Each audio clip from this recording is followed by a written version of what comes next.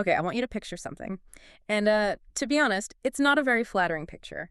Uh, You're on your couch. It's maybe, I don't know, 9:30 at night, and you're holding that little glowing rectangle. Your thumb is just doing that thing, that rhythmic swipe up, up, up. yep, I know it well. You aren't really reading anything. You're not really watching. You're just there. Now imagine doing that for 6 years and 8 months straight. Wow. No breaks. Just nearly 7 years of your life gone into the void. That is a horrifying image to start with. I mean, it sounds like a prison sentence. It is, in a way. Now, take that image and just smash it against a completely different one. You're walking outside, maybe to a payphone. If you can even find one, and crack, lightning strikes you. Okay. You are dead. You leave your body. You see your life flash before you.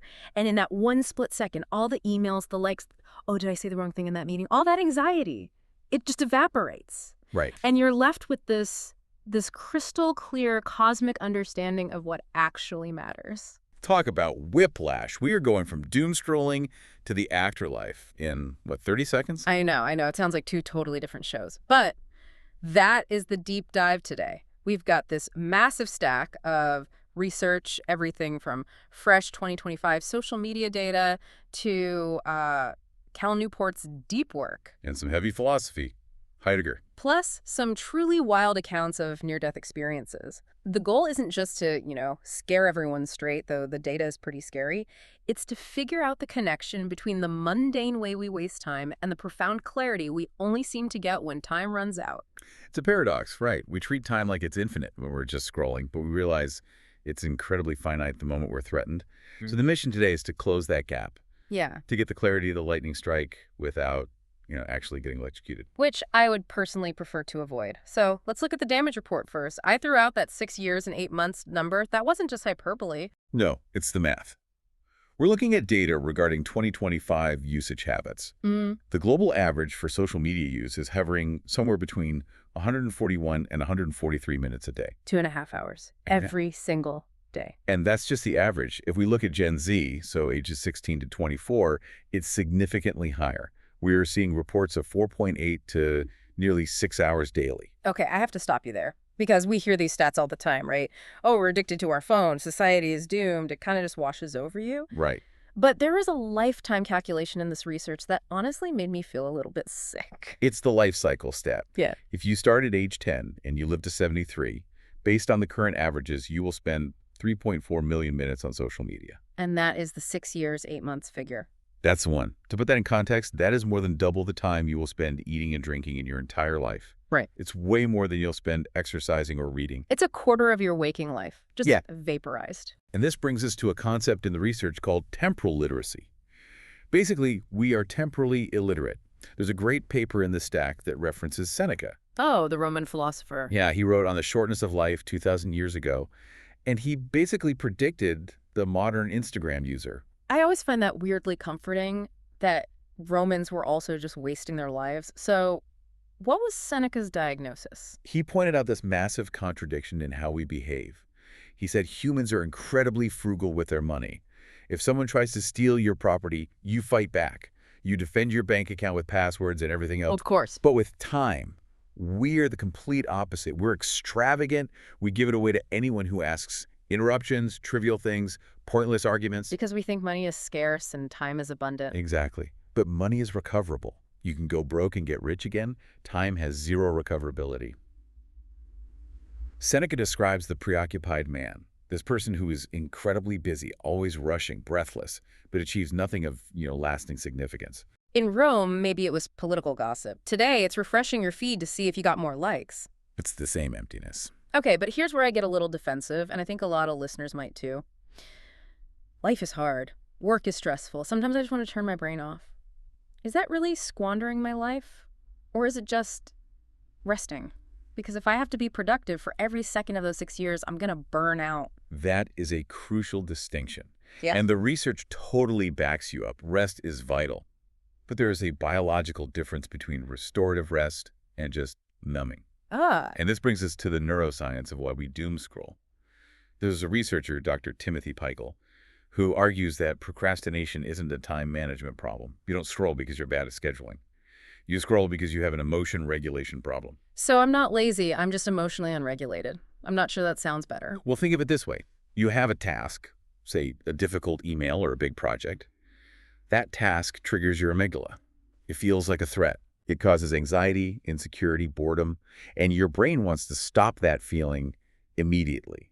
It wants what's called mood repair. So it looks for the quickest dopamine hit it can find. Precisely. An amygdala hijack. Your brain says the spreadsheet is scary, Instagram is safe. So you aren't really resting. You're engaging in active avoidance. Rest restores your energy. Doom scrolling just drains it while masking anxiety. It's like eating junk food when you're stressed. You're not actually hungry, you're just trying to sedate yourself. That's a perfect analogy. And there's a cognitive bias at play here called future self-continuity. We tend to view our future self as a complete stranger. So when you put off the work to scroll for 2 hours, you aren't thinking, I am hurting myself. You're thinking, I'm handing this problem to that other guy, future me, good luck to him. I hate future me. I'm always sabotaging that guy. We all do. But this biological drive for the path of least resistance leads us into what Cal Newport calls shallow work. We look busy, we answer emails instantly, we're on Slack constantly, but we aren't doing anything deep. We are just managing our anxiety by looking productive. And paying a really high price for it, which I guess brings us to the philosophy in the stack. We have this analysis of Heidegger and Rollo May, and they talk about existential guilt. Now, when I hear guilt, I think about, like, eating the last slice of pizza. But this is different. Much different, yeah. Normal guilt, what psychologists call neurotic guilt, is when you transgress against someone else. You lied, you stole, you ate the pizza. Right. Existential guilt is guilt towards yourself. It is that internal knowing that you are failing to become who you could be. That is heavy. It's the feeling that you're leaving potential on the table. Right. And Heidegger had this concept of Das Man. It's usually translated as the they or the crowd. Heidegger argued that being truly authentic is terrifying. It means making choices without a safety net. So to avoid that anxiety, we fall into Das Man. We just adopt the default settings of society. It's the NPC meme, basically. You just become a non-playable character in your own life. That is a perfect modern analogy. Yeah. You do what the NPC does. You scroll, you complain about Mondays, you buy the things the algorithm suggests. Not because you really want to, but because it's what one does. It protects you from the burden of being an individual. But that safety has a cost. The cost is alienation. You wake up at 50 and realize you lived someone else's life. And this aligns perfectly with Bronnie Ware's research on the regrets of the dying. What was the #1 regret? I wish I'd lived a life true to myself, not what others expected of me. Pure defiance of Das Man. And the second one, which hits really hard for a lot of high achievers. I wish I hadn't worked so hard. Which seems contradictory to the whole don't waste time message, doesn't it? Don't waste time, but also don't work so hard. It seems like a contradiction, but it's really not. They didn't regret deep work, the work that actually mattered to them. They regretted the busy work. The shallow work, the time spent impressing people they didn't really like, chasing metrics that didn't matter, all at the expense of deep connection. Speaking of connection, I want to bring in Tim Urban's tail end analysis. We've talked about this before, but man, every time I see the visualization for this, it just ruins my day. It's a necessary pain, though. Urban breaks down the math of our relationships. And he points out that by the time you graduate high school, you have already spent roughly 93% of the in-person time you will ever have with your parents. 93%. By age 18, that just feels wrong. You think, I have my whole adult life to see them. But you don't live with them anymore. You see them maybe 2 weeks a year. If your parents are 60 and you think, oh, I have 20 years left with them, that's an illusion. You don't have 20 years. You have 40 weeks. You have maybe 300 days. You are in the tail end of the relationship. And this applies to everything. You have maybe 60 winters left. You have maybe 300 books left to read, realistically. When you look at the events you have left, rather than the years, the scarcity becomes terrifying. It reframes the scrolling, doesn't it? It's not just killing time. It's burning one of your last 40 visits with your mom. Exactly. But here's the problem. Our brains are terrible at comprehending the scarcity until it is way too late. We need a shock to the system to wake up from Das Man. Which brings us to the part of the deep dive that gets a little cosmic. The near-death experiences. We have this collection of NDE accounts. And usually I'm a little skeptical of this stuff, but the consistency of the reports is what gets me. It's the pattern that matters. So take Tony Sikoria. He's an orthopedic surgeon, a man of science. Right. In 1994, he's using a payphone. Lightning strikes the line. And he says he's flying backward, but then he's looking down at his own body. And his first thought isn't, oh my God, my kids or my career. No. He describes the most glorious feeling I have ever had. No grief, no ecstasy, just pure facts and an enormous feeling of well-being and peace. He said the busyness of his life just completely dissolved. And then there's Anita Morjani. She was in a coma, dying of cancer. She describes this 360-degree vision and being enveloped in unconditional love.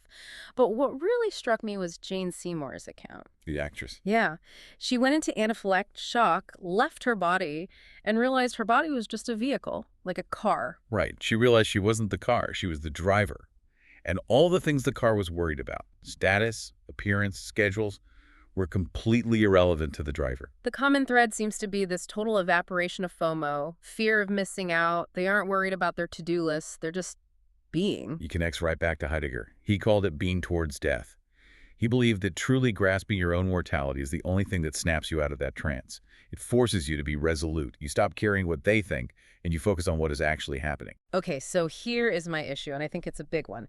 We have these stories of profound, life-altering clarity, unconditional love, the white light, and then we have to go back to work on Tuesday.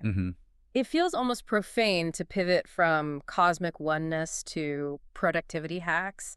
How do we bridge that gap? How do you take that NDE clarity and apply it to something as boring as answering emails? That is the hardest question.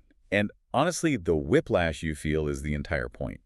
We tend to think a deep life means like meditating on a mountain, but most of us have jobs. We have mortgages. The brig is intentionality. Okay. If you believe life is finite and sacred, then how you spend your Tuesday morning is a sacred choice.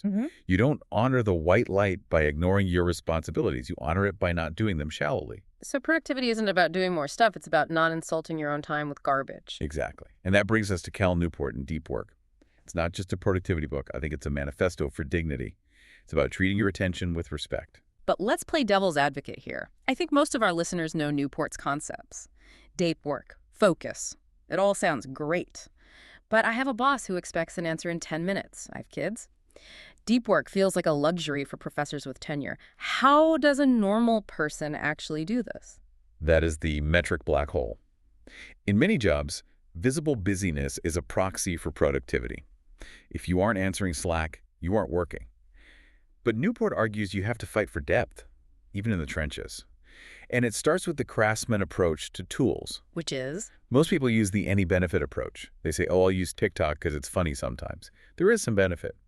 The craftsman asks, does this tool have a significant positive impact on the things that matter most to me? And if not, the cost is too high. So you have to be ruthless. You have to be. And you have to embrace boredom. This is the one that people really fail at. We have lost the ability to just stand in line at the grocery store without pulling out a phone. I panic. I literally panic if I have nothing to do for 30 seconds. That's the addiction. Newport says if you don't wean yourself off that constant stimuli, you physically cannot do deep work. Your brain loses the wiring for focus. You have to practice being bored. That sounds incredibly painful. It is painful. It's withdrawal. But the other tactic that I think addresses your real-world concern is the shutdown ritual. Okay, I've tried this. I felt like a complete idiot. Tell me what you did. I stood at my desk at 5:30. I looked at my to-do list, closed my laptop, and I said out loud, shutdown complete. And I just waited for my coworkers to start laughing at me. But did it help? Actually, yeah. It was weird. It felt like I had permission to stop thinking about work. That's the Zeigarnik effect. Your brain holds on to incomplete tasks. It just loops them over and over. By reviewing the plan for tomorrow and saying a specific termination phrase, you are chemically signaling to your brain it is safe to let go. It prevents that residue from bleeding into your time with your family. So the ritual protects the tail end time. Exactly. Yeah. It's not about being a robot. It's about building a wall around the things that matter so the shallow doesn't drown them out. It's interesting. We started with this idea of wasting 6 years swiping on a phone, and we ended with saying a magic phrase to your empty office. But they're part of the same battle. They are. It all comes down to how you view your account balance. Magical bank. It's a metaphor from Mark Levy. Imagine a bank credits you with $86,400 every single morning. But there's a catch. No balance carries over. Every night, whatever you didn't use is just deleted. I would withdraw every single cent every morning. I'd buy everything I could. Of course you would. But the currency isn't money. It's time. You get 86,400 seconds a day. Every night, the bank burns the remains. If you fail to use the day's deposits, the loss is yours.